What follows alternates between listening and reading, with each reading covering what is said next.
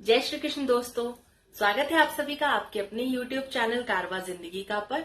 और मैं हूं आपकी दोस्त मोहिता। आप सभी को जन्माष्टमी पर्व की हार्दिक बधाई। दोस्तों, आज हम बात करेंगे हमारे बर्थडे बॉय श्री कृष्ण जी के बारे में। श्री कृष्ण जी भगवान विष्णु के 7वें अवतार थे। उनका जन्म भाद्रपद के कृष्ण पक्ष की अष्टमी तिथि को हुआ था। उनके पिता का नाम वासुदेव और माता का नाम देवकी था। दोस्तों, वैसे तो श्री कृष्ण के बहुत सारे नाम हैं, श्याम, मोहन, बंसीधर, कान्हा, अनेकों नामों से हम उन्हें जानते हैं। लेकिन श्री कृष्ण जी के बाल स्वरूप को लड्डू गोपाल जी भी कहा जाता है। क्या आप जानते हैं उन्हें इस नाम से क्यों पुकारा जाता है? आइए इसके लिए एक सुंदर कथा सुनते हैं। ब्रज में श्री कृष्ण जी के एक परम भक्त रहते थे। उनका नाम था कुंभन दास जी और उनका एक पुत्र था रघुनंदन। तो जो कुंभन दास जी थे वो श्री कृष्ण की भक्ति में पूर्णतः लीन रहते थे। उन्हें और कोई काम नहीं था, वो सिर्फ और सिर्फ प्रभु की भक्ति करते थे। उनके पास भगवान श्री कृष्ण की मुरली बजाते हुए एक उनके पास प्रतिमा थी, तो वो उसी के सामने बैठकर उनकी भक्ति किया करते थे। वो कहीं आते जाते नहीं थे, क्योंकि उन्हें ऐसा लगता था अगर वो आएंगे जाएंगे तो प्रभु की सेवा नहीं कर पाएंगे, और उनका तन मन सिर्फ प्रभु की भक्ति और उनकी सेवा में लीन रहता था। तो एक बार उन्हें वृंदावन से भागवत कथा करने का निमंत्रण यानी कि इनविटेशन आया।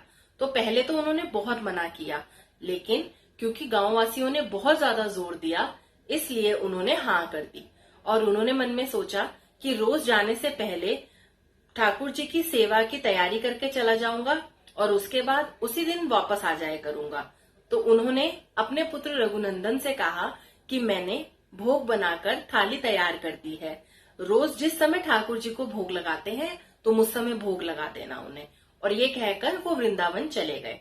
तो जब ठाकुर जी के भोग का समय हुआ तो जो रघुनंदन थे एक छोटे बालक थे, उन्होंने क्या किया, ठाकुर जी की जो प्रतिमा थी उसके आगे भोग वाली थाली सजाकर रख दी और प्रार्थना करने लगे कि ठाकुर जी आओ भोग लगाओ।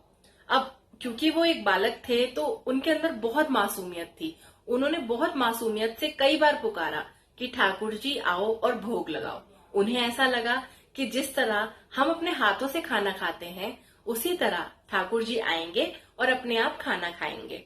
उन्होंने देखा कि कई बार पुकारने के बाद भी ठाकुर जी भोजन करने के लिए नहीं आए। तो ये देखकर वो बहुत उदास हुए और रोने लगे। उन्हें रोता हुआ देखकर श्री कृष्ण भगवान जी ने एक बालक का रूप धारण किया और भोग लगाने के लिए आ गए। और उन्हें भोजन करता देख रघुनंदन बहुत ज्यादा प्रसन्न हो गए। तो जब शाम को कुंभन दास जी वापस लौटे तो उन्होंने रघुनंदन से पूछा कि ठाकुर जी को भोग लगा दिया था? तो रघुनंदन ने कहा कि हाँ, मैंने भोग लगा दिया था। तो कुंभन दास जी ने कहा कि थोड़ा सा प्रसाद दे दो। तो रघुनंदन बोले कि प्रसाद तो नहीं है, क्योंकि ठाकुर जी ने सारा भोजन खा लिया था। तो कुंभन दास जी सोचने लगे कि शायद इसे भूख लगी होगी, इसीलिए ये कह रहा है, इसी ने खा लिया होगा। खैर, अगला दिन हुआ, फिर वही क्रम रोज होने लगा कि जो कुंभन दास जी थे वो थाली लगाकर जाया करते थे और रघुनंदन जी भोग लगाया करते थे। और जिस समय कुंभन दास जी वापस आते थे और प्रसाद मांगते थे तो जो रघुनंदन जी थे वो कहते थे कि प्रसाद तो बचा ही नहीं, क्योंकि ठाकुर जी ने सारा भोजन खा लिया। तो कुंभन दास जी को लगने लगा कि शायद मेरा पुत्र झूठ बोल रहा है, पर ऐसा क्यों कर रहा है वो। तो उन्होंने अगले दिन क्या किया, लड्डू बनाए और एक थाली में लड्डू सजा दिए और रघुनंदन जी को कहा कि ठाकुर जी को भोग लगा देना। और खुद वो घर में ही छुप गए देखने के लिए कि क्या करता है उनका पुत्र। रोज की भांति रघुनंदन ने ठाकुर जी से प्रार्थना की कि ठाकुर जी आओ और भोग लगाओ। और कुंभन दास जी ने देखा कि ठाकुर जी बालक रूप में प्रकट हुए और लड्डू खाने के लिए आए।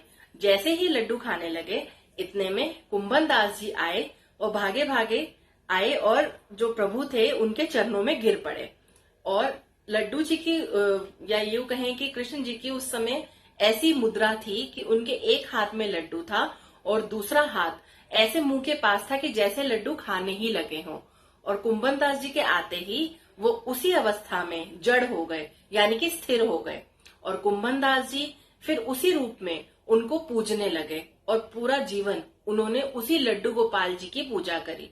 तो दोस्तों, इसी तरह कृष्ण जी का नाम लड्डू गोपाल जी पड़ा और उनके इसी स्वरूप की पूजा होने लगी।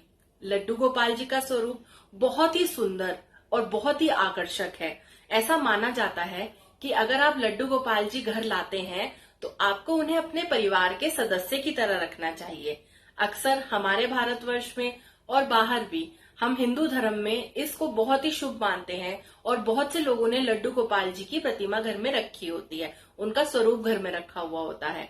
तो जब आप लड्डू गोपाल जी को घर लाते हैं तो पूरे नियम से उनकी सेवा करनी चाहिए, उन्हें प्यार करना चाहिए और ऐसा कहा जाता है कि हमें उनसे एक रिश्ता बनाना चाहिए। और ऐसा माना जाता है कि जो रिश्ता हम लड्डू गोपाल जी से बनाते हैं, लड्डू जी भी उसको उसी रिश्ते को अच्छी तरह से निभाते भी हैं। तो दोस्तों, आइए हम सब मिलकर लड्डू गोपाल जी के बर्थडे को मनाते हैं और मैं लड्डू जी से यही प्रार्थना करती हूँ कि वो हम सबकी मनोकामनाएं पूरी करें और हम सबके कष्ट हरे। तो आइए एक बार मिलकर मेरे साथ बोलिए, जय श्री कृष्ण।